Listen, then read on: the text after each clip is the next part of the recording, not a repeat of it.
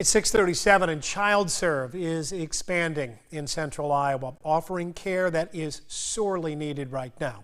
The demand for specialty pediatric health care far outweighs the supply.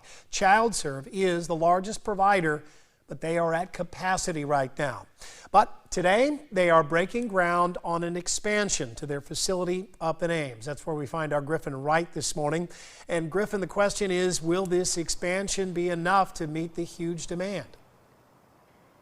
Well, Andy, it is a start at least. There's still a huge demand, but really the expansion, it's going to be about 9,000 square feet, which is essentially doubling the size of their whole facility here in Ames. And you can see that they already started to kind of lay out the area that they're going to be expanding into, really adding a ton of space to serve these children. And it's really the first step is to expanding how many children that they can help. Now, ChildServe is still fundraising for the project. Building out the expanded space is only the first part. They still need to buy the equipment needed to treat the children with special needs.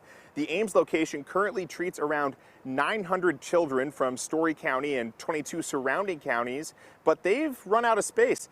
They've even started to use some of the conference rooms to, as more treatment space.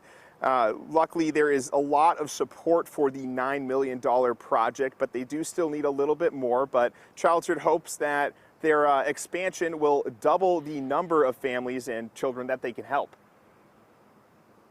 We always see an increase in need for services for children with special health care needs.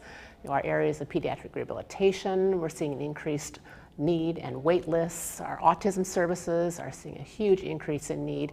Behavioral health, mental health services, across the board, children in Iowa need these specialty services. We've been in the Ames area since 1995 and in this facility since 2000. We need to double the size of the building so that we can double the number of children and families served over the next 3 years. So the thing that really sticks with you there is that, they see children from 22 surrounding counties at this Ames facility. So that just shows how far some of these families have to travel to find the healthcare services that their kids need. And it shows how high that demand is for these types of services. So this expansion here to Ames, where they're breaking ground today, is really one of those first steps to adding just more space and more services so they can help out more of those children where that need is just skyrocketing. Yeah, a small step, though, one in the right direction. Thank you, Griffin.